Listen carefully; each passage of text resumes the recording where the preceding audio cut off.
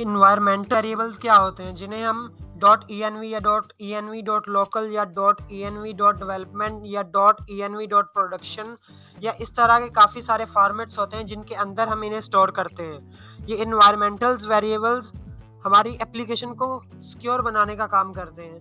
Environmental variables से होता ये है कि अगर हमने अपनी ऐप में कोई APIs फेच की हुई हैं, तो अब वो APIs फेच करने के लिए हमें उसे टोकन भी देना पड़ता है, जिस टोकन से वो हमें वैलिडेट करता है और हमें API रिस्पॉन्स देती है, या सीक्रेट की होती है वो। तो अब अगर वो हमारी सीक्रेट की किसी गलत बंदे के हाथ आ गई, तो वो हमारे सर्वर पर जितना चाहे बर्डन डाल सकता है, मल्टीपल रिक्वेस्ट सेंड कर सकता है। तो इन सीक्रेट कीज और टोकन को सिक्योर बनाने के लिए हम .env को यूज करते हैं, इन्वायरमेंटल वेरिएबल्स को। तो भाई मैंने यहाँ पे एक नया प्रोजेक्ट बना रखा है जिसके अंदर हम आज देखेंगे env क्या होता है, ठीक है। तो यहाँ पे मैं एक env को समझने के लिए मैं यहाँ पे एक फाइल बनाता हूँ जिसका नाम मैं रखूंगा .env, ठीक है। अब इसके अंदर मैं लिखूंगा नेम, और नेम क्या होगा, ठीक है, ये नेम आ गया। अब मैं जाऊंगा हमारे पेज .tsx में। यहाँ पे आने के बाद मैं यहाँ पे लिखूंगा माई नेम इज। अभी मैं सिंपल ये लिख रहा हूँ और मैं यहाँ पे लॉग करवाऊंगा। क्या चीज़ लॉग करवाऊंगा, मैं लॉग करवाऊंगा नेम, लेकिन मैं चाह रहा हूँ कि ये env से नेम पिक करे। तो उसके लिए मुझे लगाना पड़ेगा प्रोसेस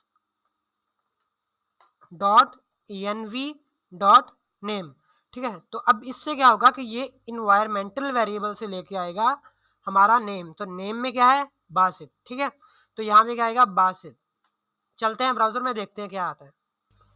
तो यहाँ पे ब्राउजर पे आ रहा है माई नेम इज, क्योंकि यहाँ पे हमने लिखा है माई नेम इज, लेकिन हमारा कंसोल आएगा कहाँ पे आएगा, क्योंकि ये सर्वर साइड है तो हमारी टर्मिनल में आएगा हमारा लॉग। तो यहाँ पे क्या आ रहा है, बासित। कहाँ से आ रहा है, उसने env से पिक किया।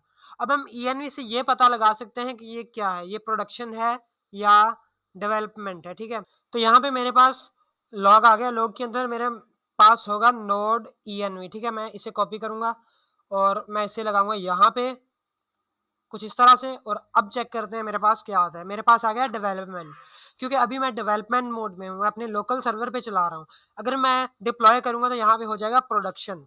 तो हम इसका भी एक तरह से हिसाब लगा के URL वगैरह चेंज करते रहते हैं। तो अभी के लिए हम वो चीज़ नहीं देख रहे, हम देख रहे हैं हमारे env। तो मैं यहाँ नेम यहाँ पे करूँगा तो मेरे पास आ जाएगा नेम।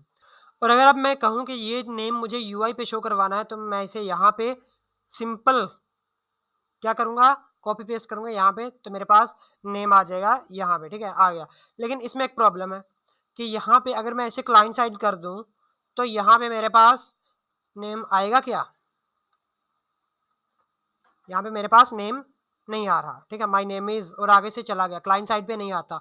तो इसके लिए मुझे क्या करना पड़ेगा कि यहाँ पे लगाना पड़ेगा नेक्स्ट और पब्लिक, नेक्स्ट पब्लिक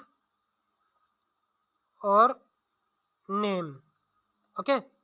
इस तरह से मुझे लगाना पड़ेगा। अब क्या होगा, यहाँ पे मेरा नेम आएगा, लेकिन आया नहीं वो इसलिए क्योंकि यहाँ पे नेक्स्ट पब्लिक नेम हो गया और यहाँ पे मैंने अभी तक नेम ही लिखा हुआ है।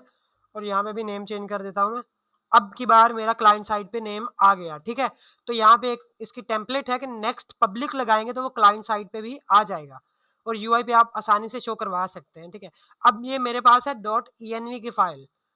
अब जब मैं गिट के अंदर पुश करूंगा, गिट इग्नोर में देखता हूँ, गिट अभी हमने नहीं पढ़ा तो टेंशन नहीं लें। गिट क्या होता है, गिट में हम अपना कोड गिटहब पे पुश करते हैं, ठीक है। गिट के अंदर अगर मैं देखूं env कहाँ पे है, env ये रहा ना env। तो ये मुझे कह रहा है कि भाई मैं तुम्हारे env.local को पुश नहीं करूंगा, बाकी मैं सारी env को पुश करूंगा, ठीक है। अब मैं अगर डिप्लॉय करूंगा इसे या गिटहब पे पुश करूंगा तो ये मेरी env की फाइल गिटहब पे चली जाएगी, जिसे फिर लोग देख सकते हैं इसकी आईडी वगैरह क्या है, ठीक है। तो अब मैं क्या करूंगा कि मैं इसे बना दूंगा .env.local। अब ये मेरे लोकल पे ही env रहेगी, गिटहब पे पुश नहीं होगी और ना ही वर्सल पे ये पुश होगी। अगर मुझे वर्सल पे इस प्रोजेक्ट को env देनी है तो उसका एक अलग तरीका है। वो मैं कैसे दूंगा कि मैं जाऊंगा अपने वर्सल के प्रोजेक्ट में, यहाँ पे मैं अपने प्रोजेक्ट की सेटिंग में जाऊंगा। सेटिंग के अंदर मुझे यहाँ पे एक ऑप्शन मिलेगा साइड पे, इन्वायरमेंटल वेरिएबल्स। इन्वायरमेंट वेरिएबल्स, ठीक है। तो यहाँ पे मैं क्या कर सकता हूँ कि यहाँ पे मैं इन्वायरमेंट वेरिएबल का नेम और उसकी वैल्यू दे सकता हूँ। अगर ऐसा नहीं करना चाहते आप तो यहाँ से आप इसे इंपोर्ट भी कर सकते हैं। वो फाइल आपकी कहाँ पे होगी, जहाँ पे होगी आप उसे क्लिक करेंगे और वो हो जाएगी इंपोर्ट, ठीक है। उसके बाद यहाँ पे पूछ रहा है कि ये इन्वायरमेंट वेरिएबल आपने प्रोडक्शन के लिए रखने हैं, प्रीव्यू डेवलपमेंट के लिए, किन किन चीज़ों के लिए रखने हैं। यहाँ पे प्रोडक्शन जो होती है वो होती है मेन, डेवलपमेंट जो होती है वो होती है डेव डेव ब्रांच में जो होता है, ताकि डायरेक्ट मेन में ना जाए, ठीक है। प्रीव्यू भी एक होता है, ठीक है। तो यहाँ पे इस तरह से इन्वायरमेंटल वेरिएबल वर्सल में जाते हैं और हम लोकल में इस तरह से देते हैं और इन्हें एक्सेस इस तरह से किया जाता है। अगर हम यहाँ पे लिखेंगे .env.production तो वो वर्सल पे जाएगी, वर्सल उसे पढ़ेगा, ठीक है। तो ये हमारा सिंपल env था।